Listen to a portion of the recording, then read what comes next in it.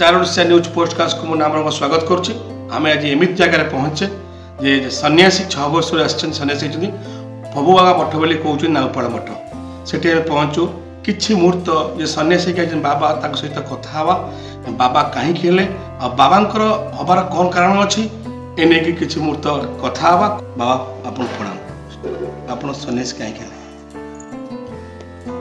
सन्यासी कहीं हेलु आमर शास्त्र कहे जार पूर्वभाग्य दिशे तापुत्र साधु संगे बसे ये महापुरुष भोगदास पीठ नाउपाड़ मठ इठी आमर गुरुदेव जिते थे बाबा वैकुंठनाथ दास महापुरुष भोगदास शिष्य थे महापुरुष भोगदास आम बर्तमान सप्तम पीढ़ीर मठाधीश भाव में अधिष्ठित आम 6 वर्ष दिन गृह परित्याग करूँ बाबा सहित आम गुरुदेव सहित आम गुरुदेव प्रति वर्ष गोटे मस गाँ को जाती सी अवस्थान समय आम सहित आसी पहुँचलु मिसिलु एवं सहित रहीगलु आउ जन्मस्थान गलु ना एवं रात्रि 12टा समय आम गृह परित्याग करूँ बाबा एवं गाँव किसी भक्तों सहित आम से आम आसिलु 67 मसीहा 1967 मसीह आम गृह परित्याग कलु से समय रास्ताघाटर अव्यवस्था थिला रास्ताघाट पक्का नाला कच्चा रास्ता थिला केन्द्रापड़ारू अनति दूर वरदघाट निकट में आमर जन्मस्थान गाँ नाटा कह ठीक हेनी बाबा निर्देश अच्छी कह मना अच्छी तेणु पाखापाखि बड़देव मंदिर 25 किलोमीटर आम जन्मस्थान से ये रास्ता संपूर्ण कच्चा थिला बड़द गाड़ी व्यवहार थिला ये मठर जो मठाधीश थे बाबा वैकुंठनाथ दास आमर गुरुदेव से प्रति वर्ष जाती सेठू किसी भक्तर धान चाउल टंका ये मठ को आसे ये मठ संपूर्ण भक्त मान अनुदान परिचालित हुए तेणु बाबा सहित आम से बलद गाड़ी में बसी धान सहित एवं भक्त मान सहित धान चाउल जहाँ आसला मठ को से समस्त पदार्थ सहित आम पलि आस से दिन ठार ये अवस्थान करुछु ये आम कहीं सन्यासी तुम जो प्रश्न रिपोर्टर कले आमको तार उत्तर देवार तो आम पाखे संभव नुहे तथापि जहाँ शास्त्र कहूँ कि भोगी हम किए जोगी हम किए त्यागी हम किए रोगी हम ये सब विधि निर्धारित प्रारब्ध कर्मर फल को बर्तमान आम वांछित कर्म भाव में भोग करुचे एवं जहाँ करुचे इह जन्म जहाँ करुचे परजन ताको संचय कर रखुचे तेणु आम कहीं सन्यासी हेलु ये तो वास्तवर कथा एवं आम अनुतप्त हो जो गुरुदेव आमको ये आणिले से जहाँ शिक्षानुष्ठान थिला शिक्षक मैंने बहुत दंड विधान करुले बाबा गुरुदेव आम प्रति बहुत दंड विधान कर बहुत आम सहीचु जीवदशा समय से जो अध्ययन करूँ अध्यापन करूँ ये शिक्षा दीक्षार आम गुरुदेव सहित आश्रित हेलु से बहुत किसी दंड विधान आम सहित थिला आम प्रति गुरुदेव कठोर बाणी थिला कठोर नीति दंड विधान थिला सबकि सहीचु तेणु केमी सी महापुरुषों इच्छा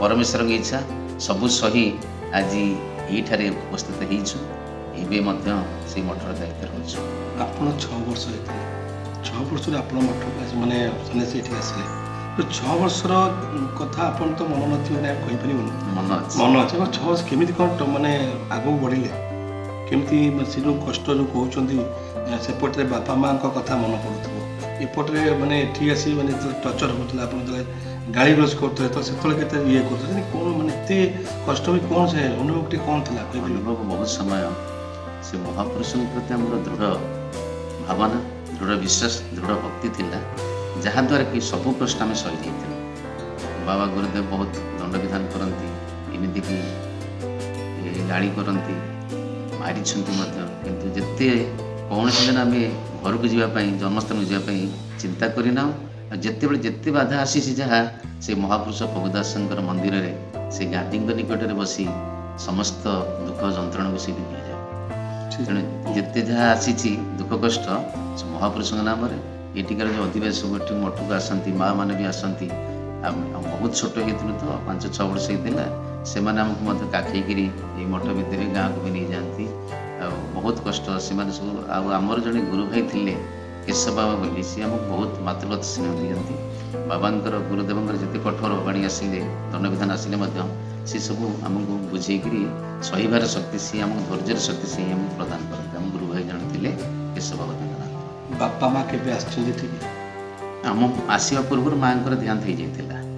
ବାପା ଥିଲେ କିନ୍ତୁ ଏମିତି କ'ଣ ଥରେ ଦୁଇଥର ଆସିଛନ୍ତି। ଆସିବା ପରେ ବାପା ତ ଆମ ସହିତ ଆସିଥିଲେ, ଯେତେବେଳେ ସନ୍ନ୍ୟାସୀ ହେଇକିରି ଆସିଲୁ ବାବାଙ୍କ ସହିତ ପଳେଇ ଆସିଲୁ। ବାପା ଛାଡ଼ିକିରି ଗଲେ? ବାପା ଆସିଥିଲେ। ବାପା ଗଲା ପରେ ପୁଣି ସେ ଥରେ କିମ୍ବା ଦୁଇଥର ଆସିଛନ୍ତି। ଆମେ କାହିଁ ହଠାତ୍ କହିଲୁ ଆମକୁ ତ ସନ୍ନ୍ୟାସ କରିଦେଲ, ପୁଣି କାହିଁ ଏଠିକି ଆସୁଛ, ଆମ ପ୍ରତି କାହିଁ ମୁହଁ ରଖୁଛ? ତେଣୁ ସିଏ ତାପରେ ଗଲେ ଆଉ ଆସିନାହାନ୍ତି। ତାଙ୍କର ତେଣୁ ଆମେ ସେଇ ଦିନଠାରୁ ତ ଅଛୁ, ମଠ ଦାୟିତ୍ୱରେ ଅଛୁ। ମା କିନ୍ତୁ ଆଗରୁ ଚାଲି ଯାଇଥିଲେ? ମା ଆଗରୁ ନା କହିବେ ବର୍ତ୍ତମାନ ଯେଉଁ ଝଡ଼ା ଫୁଙ୍କା କଥା ପଚାରୁଛୁ, ଟିକେ ଭୂତ ପ୍ରେତ ଅଛନ୍ତି? ଅଛନ୍ତି। ଆପଣ କେବେ ଦେଖିଛନ୍ତି ଭୂତ ପ୍ରେତ?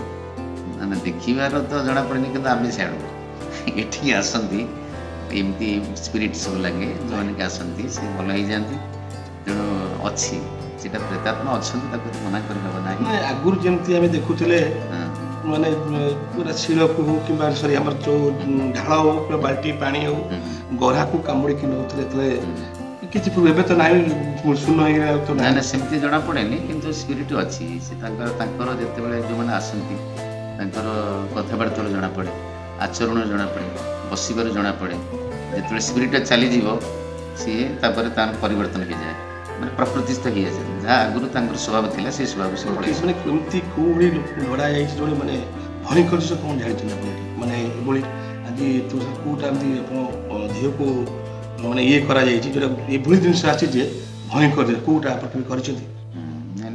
ମାନେ ମାନେ ଯେଉଁ ବାଉତି ଲାଗିଆ ଶୁଣ? ହଁ, ଯେଉଁମାନେ ଆସନ୍ତି ଭୂତ ପ୍ରେତ ଲାଗନ୍ତି ସେଗୁଟା ସେ ବିଭୀଷିକା ଆସେ ତାଙ୍କ ଶରୀରକୁ, ଗୋଟେ ଯେମିତି ସ୍ପିରିଟ୍ ଆସେ ଯଦ୍ୱାରା କି ସେ ଗୋଟେ ଭୟଙ୍କର ରୂପ ପ୍ରକାଶ କରନ୍ତି ଆଉ ବିଭିନ୍ନ ପ୍ରକାର ପ୍ରଳାପ କରନ୍ତି, କଥାବାର୍ତ୍ତା ଉତ୍ତ୍ୟକ୍ତ ହେଇକରି ଉତ୍ତ୍ୟକ୍ତ ହେଇ କଥାବାର୍ତ୍ତା କରିବା ସେଭଳି ଦେଖାଯାଏ।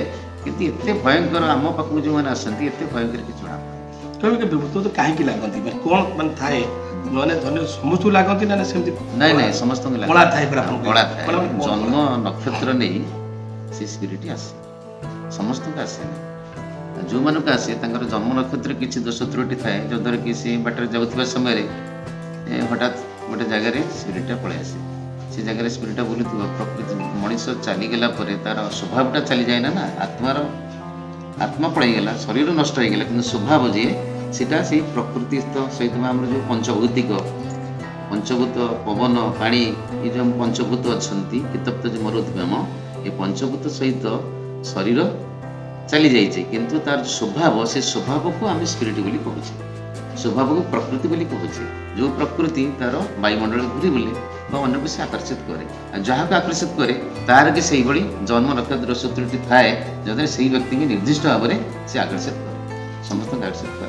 କହିବେ ଯେଉଁ ଆପଣ ଯେତେବେଳେ ଝଡ଼ାଫୁଣା କରନ୍ତି ମାନେ ତାର କ'ଣ ମନ୍ତ୍ର ଅଛି ନା ନାହିଁ ଆପଣଙ୍କର? ନା, ମହାପୁରୁଷଙ୍କର ମନ୍ତ୍ର, ମହାପୁରୁଷ ନିଜେ ସୃଷ୍ଟି କରିଛନ୍ତି କବଚ, ରକ୍ଷା କବଚ ସୃଷ୍ଟି କରିଛନ୍ତି, ଯେଉଁ କବଚକୁ ପଢ଼ିକିରି ଛାଡ଼ିଲେ ସେ ସ୍ପିରିଟ୍ ଆପଣ କେତେ ଆସିଛନ୍ତି, କେତେ ଛାଡ଼ିଛନ୍ତି, କେତେ ଯାଇଛି? ମାନେ ତ ସଂଖ୍ୟା କରୁନା ଆମେ, ଅନୁମାନ କେତେ ମାନେ ଏବେ ଆଉ ଅଛନ୍ତି? ଏବେ ବି ଛାଡ଼ୁଛୁ ଆମେ, ଏବେ ବର୍ଷେ 2 ବର୍ଷ ଭିତରେ ଆସିଥିଲେ? ହଁ, ଆସୁଛନ୍ତି ମାନେ ଲାଗି ମାନେ କହିଦିଅନ୍ତି, ପଚାରିଲେ ଛୋଟ ପିଲାଠୁ ଆରମ୍ଭ କରି ବାର୍ଦ୍ଧକ୍ୟ ପର୍ଯ୍ୟନ୍ତ ସବୁ ବୟସ ଲୋକ ଆସୁଛନ୍ତି। ଆମେ ଯେଉଁଠିକି ଯାଉ ସେଠି ମଧ୍ୟ ଝଡ଼ା ଫୁଙ୍କା ଥାଏ, ଝାଡ଼ୁ ଭଲ ହେଇଯାଆନ୍ତି, ଭଲ ନହେଲେ ସେ ଆସିବେନି। ଝଡ଼ା ହେଇଗଲା ପରେ ଯାହା ଛାଡ଼ିବାର କେବଳ ଆମର ମହାପୁରୁଷଙ୍କର ଯାହା ନିର୍ଦ୍ଦେଶିତ ମନ୍ତ୍ର, ମହାପୁରୁଷ ଯାହା ରଚନା କରିଛନ୍ତି କବଚ ମାଧ୍ୟମରେ, ସେଇଥିରେ ଆମେ ଛାଡ଼ୁ। ଆମେ ଗୁଣି ନୁହଁ ବା କୌଣସି କୌଣସି କର୍ମ ମହାପୁରୁଷଙ୍କର ବିଭୂତି, ମହାପୁରୁଷଙ୍କର ଦଣ୍ଡା ତୁଳସୀ, ମହାପୁରୁଷଙ୍କର ଯାହା ସିଏ ରଚନା କରିଛନ୍ତି କବଚ, ସେ କବଚରେ ଆପଣ ଛାଡ଼ିଦେଲେ। ଜାଣି ଗୁଣି ଯେଉଁ ଭୂତ ପ୍ରେତ ଛାଡ଼ି ପଳେଇଲା, ତାପରେ ଆପଣ ଘରେ ଏକା ରହିଲେ, ଏଠି ଆଶ୍ରମ ରହିଲେ, ରାତି ଭୟ ଲାଗେ ନା? ନା, ମୁଁ ଛାଡ଼ିଲି ସେ କାଳେ ସେମିତି ନାହିଁ। କେବେ ଆପଣ ଅନୁଭବ କେବେ ଦେଖିଛନ୍ତି ଭୂତ ପ୍ରେତ ଦେଖିଛନ୍ତି କି ଆପଣ? ନା, ଆମେ ଏତେ ଦିନ ଛାଡ଼ିଲେଣି, ଭୂତ କେମିତିଆ ପ୍ରେତ? ନାଇଁ, ସେ ସ୍ପିରିଟ୍ ଆମେ ଦେଖିନୁ, କିନ୍ତୁ ଲୋକଙ୍କୁ ଆକର୍ଷିତ କରିବାର ଯେଉଁଟା ଆମର ଅନୁଭବ ଉପଲବ୍ଧି, ଯେଉଁଟା ଆମେ ଦେଖିଛୁ, କରୁଛୁ, ଛାଡ଼ୁଛୁ, ଛାଡ଼ିଲେ ସେ ସ୍ପିରିଟ୍ ପଳେଇ ଯାଉଛି, ଲୋକ ଭଲ ହେଇଯାଉଛନ୍ତି, ସେଇଟା। ବାପା ମା ଆପଣ କ'ଣ ନାଁ ଦେଇଥିଲେ? ବାପା ନାଁ ଦେଇଥିଲେ ଆମେ ତ ବହୁତ ଦିନ ହେଲାଣି ପ୍ରତି ପଦ୍ମନାଭ ବୋଲି ମନେ ଅଛି। ଏଠି କ'ଣ ଏବେ ପରିବର୍ତ୍ତନ ହେଇଗଲା, ଏଠି କ'ଣ ନାଁ ଦିଆଗଲା? ମହନ୍ତ ପରାଶର ଦାସ। ମହନ୍ତ ପରାଶର ଦାସ ତମ ନାଁ ଦିଆଗଲା। ଆମେ ଥିଲୁ ଜେନା, ଏବେ ହେଲୁ ଦାସ। ଦାସ ମାନେ ଏଠି ଦାସ ମାନେ କାଷ୍ଟ ସବୁ ଚେଞ୍ଜ ହେଇଗଲା। ଏଠି ଡକୁମେଣ୍ଟ ବି ଆପଣଙ୍କ ସବୁ ଚେଞ୍ଜ ହେଇଗଲା। କିନ୍ତୁ ବାପାଙ୍କ ନାଁଟା ସିଏ କୁଆଡ଼େ ଚାଲି ଏବେ ଆସିଛି। ଗୁରୁଦେବଙ୍କ ହେଉଛନ୍ତି ବାପା। ଆମ ଗୁରୁଦେବ ଯିଏ ଥିଲେ ବାବା ବୈକୁଣ୍ଠନାଥ ଦାସ, ସିଏ ହେଲେ ଆପଣଙ୍କର ମହନ୍ତ ବୈକୁଣ୍ଠନାଥ ଦାସ ସିଏ ହେଲେ ବାପା। ଆପଣ ସବୁଆଡ଼େ ବୁଲୁଛନ୍ତି, ବହୁତ ଜାଗା ଯାଉଛନ୍ତି, କହିବେ ଜଣେ ଲୋକ ଆସି ଆପଣଙ୍କ ପାଖରେ ପହଞ୍ଚୁଛି, କ'ଣ କରିବା ଯେ ମୋ ଦୋକାନଟି କରିଛି କି ଅମକ କରିଛି, ମୁଁ ଚଳିପାରୁନି, ଆଉ କ'ଣ କରିବା, କ'ଣ ଆପଣ ସେଟା କୁହନ୍ତି ଲୋକମାନଙ୍କ ସହିତ? ଆସିବେ ବାବା ପ୍ରଣାମ, ଆଉ ମୋ ଦୋକାନଟା ଚାଲୁନି, କ'ଣ ଆପଣ କୁହନ୍ତି? ଆମେ କହୁନା କିଛି, ମହାପୁରୁଷଙ୍କର ଦଣ୍ଡା ତୁଳସୀ କହୁ। ମହାପୁରୁଷଙ୍କର ଦୃଢ଼ ବିଶ୍ୱାସ ରଖ, ଠିକ୍ ଭାବରେ ଚାଲିବ। ତମେ ଯେଉଁ ବିଜନେସ୍ କରୁଛ, ଚାକିରି କରୁଛ ବା ଚାଷ କରୁଛ, ଯାହା କରୁଛ ତାପରେ ନିର୍ଭର କରି ଚଳ। ଯଦି ବ୍ୟବସାୟ ଚାଲୁନାହିଁ ଚାଲିବ, ଆଉ ଠିକ୍ ଭାବରେ ତମେ କର୍ମ କରି ଚାଲ, ବ୍ୟବସାୟ ଲାଭବାନ। ମହାପୁରୁଷଙ୍କ ଦଣ୍ଡା ତୁଳସୀ ଦିଅ, ସେ ରଖିବ ଦୋକାନରେ ସବୁଦିନ ସକାଳୁ ରାତି ପାଇଲେ ଗାଧିଲା ପରେ ଟିକେ ତୁଳସୀ ପାଇବ, ସବୁ ଠିକ୍। ଯେଉଁ ଲୋକ ଯିବା କଥା ତାରା ଯିବେ। ତାର ଆମେ ଏ ସମ୍ବନ୍ଧରେ କଥା ହେଲୁ ଆପଣଙ୍କ ସାଙ୍ଗରେ, ଯେହେତୁ ଆପଣଙ୍କୁ ଆମେ ପ୍ରଣାମ କରୁଛୁ।